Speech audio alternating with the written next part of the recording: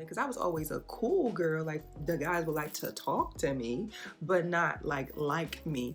And one of the guys, a little scrawny little thing too, was like, "Oh, I'm gonna stay out here," because they always about to disperse.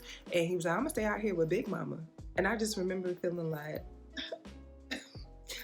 no, he didn't just say that. But it was a little, chuckles and laughs or whatever. But I always felt like I wasn't, enough. What's up, y'all? Welcome to my channel, All Things Jesus, or welcome back if this isn't your first time. My name is Adriana, and today I just want to kick it with y'all. I want to talk about something that has been on my mind. I don't even know exactly where I'm going here, so bear with me. It's like, get your tea and just sit here and chat it out with me, because I feel like that's the kind of video that this is going to be. I did write some notes and just things that I was thinking about between me and the Lord and some trusted sisters.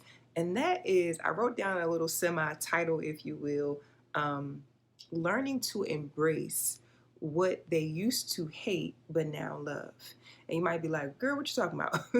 And so I had this just come to Jesus moment when I was in a session and a client was kind of saying things that I have thought internally, things that I didn't necessarily express, but I was like, oh my God, she is me and I am her. Like, what's happening right now? And so I won't butcher it. I'll just say what I was thinking when I was doing my own reflecting and, just soul work with why was it deeply resonating with me, what she was sharing that day. And I said, it can be extremely jarring to go from being, or feeling rather, invisible, unattractive, or the friend of the attractive people in the, attractive crew in one area of your life, in one era of your life, if you will, to now getting attention, being desired, and some of the same features that were undesirable now being liked. And so that's what this video is all about. Just like, how do you come to feel at home in your body that is now, being celebrated or being loved on or being sought after, when years ago that wasn't the case? And just like how psychologically that can mess with us. And so I just want to chat with y'all, tell a few stories. Basically, as a child growing up, and I have a video kind of about, I think I talked about like body image and insecurities and low self-esteem and things that I've struggled with since a child. It's like a old video. But anyway, growing up, I didn't really feel pretty. I was bigger than everybody else. I was taller than everybody else. I'm 5'10". I've always been thick. I don't want to say always, because that's not the case. I mean, as a child, like a baby, I wasn't big. But I'm serious, y'all. From about probably 5 to now, I've been thickums. And so maybe 8th grade up till now have had pretty much the same frame. I've been from a 10 to a 14 and fluctuate. You got 10, 12, 14. That's only 3 sizes. And weight can sit on you in different ways, but let that sink in. You around 13, 14 years old and you look the same. And so my body type was not celebrated back in the day. It was like the thin girls, or she a little thick, but she thick in the right places type of girl. And so I had stories of, just not feeling like any of the guys was checking for me, looking for me. I remember one time distinctly being on a front porch, and we were all just chilling, because I was always a cool girl. Like the guys would like to talk to me, but not like me. And one of the guys, a little scrawny little thing too, was like, "Oh, I'm gonna stay out here," because they always about to disperse. And he was like, "I'm gonna stay out here with Big Mama." And I just remember feeling like, no, he didn't just say that. But it was a little, chuckles and laughs or whatever. But I always felt like I wasn't, enough. Or it was another story. I wrote down some things just for me to remember. When I was a little bit older, I think I might have been, was I in 12th grade or I was in college? I can't remember. But my cousin and I, we went to like the corner store. You grew up in the inner city, it's corner stores or the bodega, whatever you want to call it. And we went there, and I'm minding my business. And this guy, I think he might have been Middle Eastern or something, and he was staring. And my cousin is just like very much loud, boisterous, like very bold and confident. And she's like, "What you looking at?" Because she knew him. She was to that store frequently. And he was like, "Oh, I'm looking, at the girl that you brought." She's like, "That's my cousin." It's like, "Well, your cousin, she's beautiful. Like, she's beautiful big." And I was like, dang. So back in the day, I was getting called big, and now he's putting, a modifier on it, like she's beautiful, but she's big. And so I'm just thinking about these stories or being teased. Y'all know I got big eyes. And so I was teased for my eyes. Not like all the time, like I was bullied or anything, but making little comments and jokes, like coming to the, classroom that I was in and like going like this because that's supposedly how my eyes look. Or being like you got bug eyes or whatever the case may be, and now being like, oh, but that's what guys like. Somebody is making a comment about, oh, but your eyes are so pretty. And it's like, well, how do I take that in now if all of these years these things were not sought after, or just different things, only the older guys being attracted to me. So now to this day I still have a stigma. I still feel like, ew, that's creepy when an older guy is showing like attention to me, where other girls are like, girl's not that deep, you grown.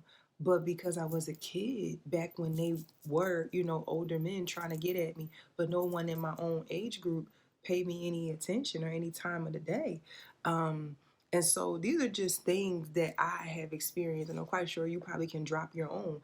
I saw a influencer say it is really hard to embrace the thing now that was not celebrated back in the day, and that's her booty.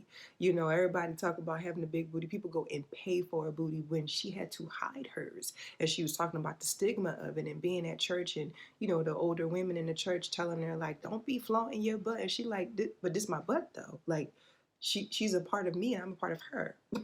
We come together, we're a package deal. And the shame and guilt.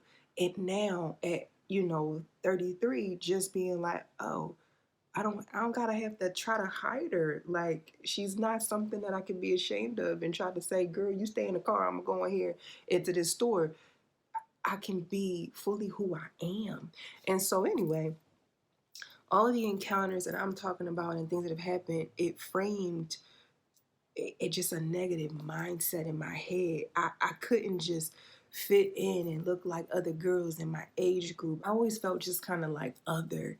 And one of the things that I wrote down that I wanted to just share on this video is like, you go from not being liked to now being liked, even sought after, while your brain and your heart is saying, now you like us, but I'm still stuck here trying to learn to love us after years of you not liking who we are. When I say we, I'm just saying, my whole being, my whole self. And I think it's just been a journey of learning now at 33, trying to embrace the things that back then it, it wasn't hot. I feel like Mike Jones. Back then you didn't want me. Now I'm hot. You all own me. Like, what is happening here? What is happening here? And don't even break open the can of worms of the times where I lost weight. And so I guess I became, society standards, just the different things that happened to me. I remember, I don't know what was going on that day, what was in the water, but I had on a certain outfit and I don't usually dress like that. But my sister was like, you could borrow my dress or whatever. And I remember putting the dress on, and it wasn't even like it was a short dress or anything like that because I'm tall. I'm very careful about, what I wear. So anyway, I'm like trying to be comfortable in my own skin. But I remember that day distinctly, like friends even making comments like, okay, hips, like, we had to go to, we went to like some little shop or whatever, and we had to get in the car of a friend.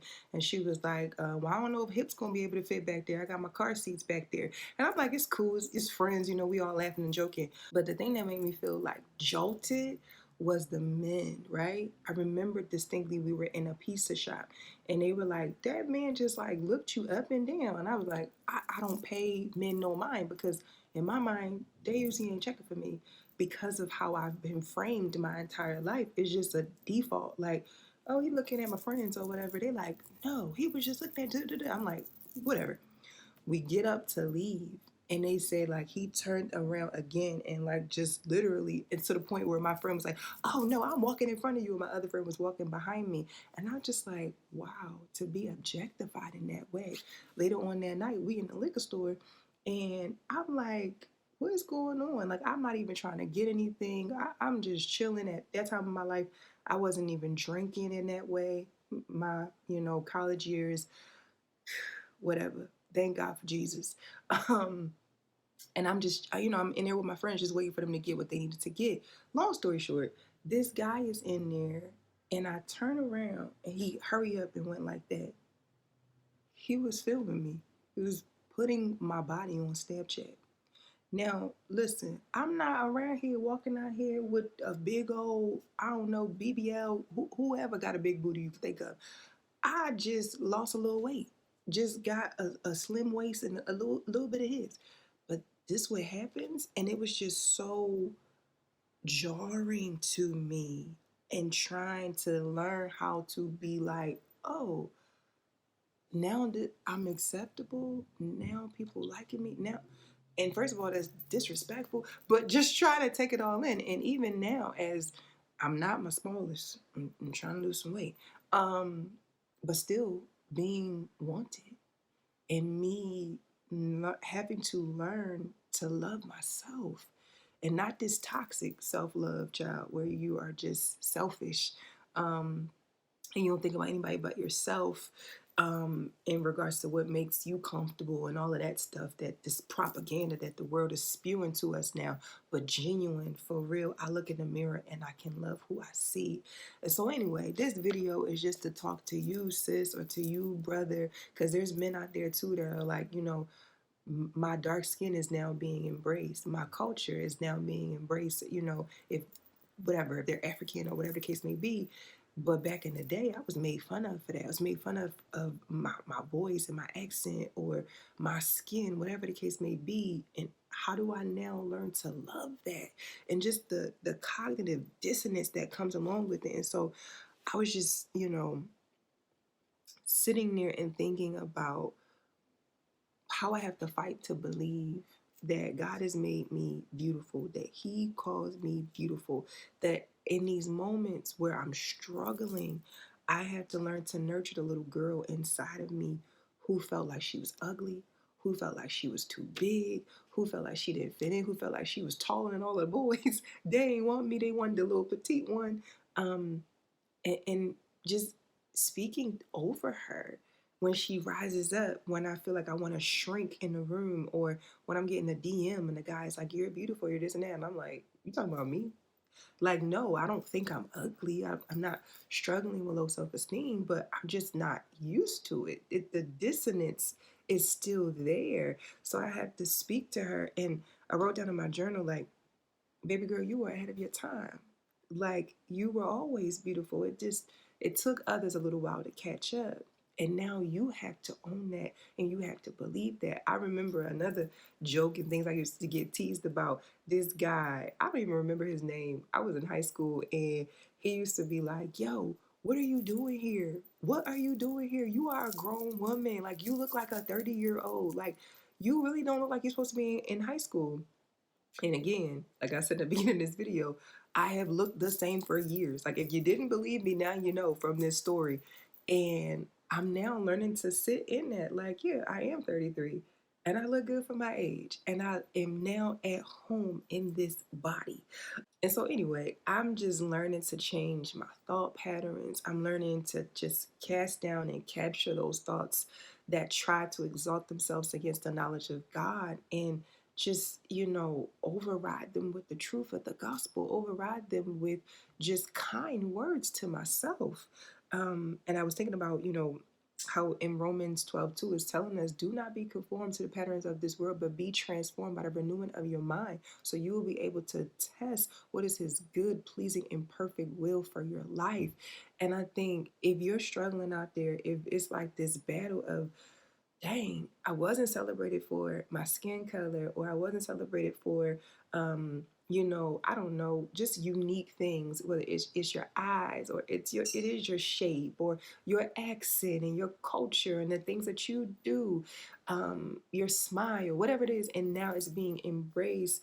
Learning to cast down those thoughts that were implanted by the enemy anyway. It was never God's will for you to look at you and not think that you were beautiful, not think that what you inherently brought to the table was to be discarded or to be, trampled upon and teased. That was never God's will for you. And so you have to make sure you're casting those thoughts down, that your mind is being transformed every day by, just like I said, the word, speaking the word over your life and speaking kind words over yourself. I am beautiful. I am worthy. I do have just some incredible traits that I offer to the world and those around me, those who are in my sphere of influence. And so anyway, I hope that this video is helpful for you.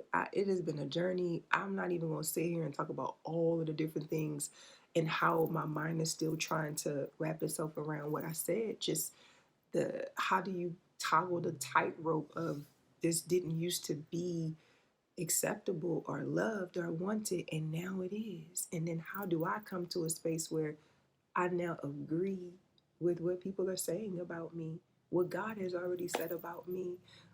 I used to struggle. Last story, I used to struggle, and my best friend would be like, "Girl, I think you got body dysmorphia," and I'd be like, "Girl, shut up."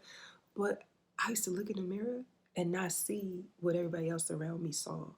Like, genuinely still feel like I was bigger than what I was, or I don't know, like just didn't find beauty in my facial features, like, oh, my forehead, my eyes, whatever the case may be. And I had to have like a come to Jesus moment where I would just literally look in the mirror, as painful as that may have felt, and acknowledge the things that people were saying about me, or acknowledge the things that I could look at myself and be like, okay, I find that attractive, and just be able to, okay, I'm okay with that in me. And whatever, your natural journey is, or whatever the case may be, um, learn to embrace it. Learn to embrace it. And so I hope this video was helpful. I just got on here and just wanted to share what I've been thinking about, what's been floating around in my mind, and the struggle. Man, the struggle that most people do not talk about, or at least I haven't really heard people talk about it openly.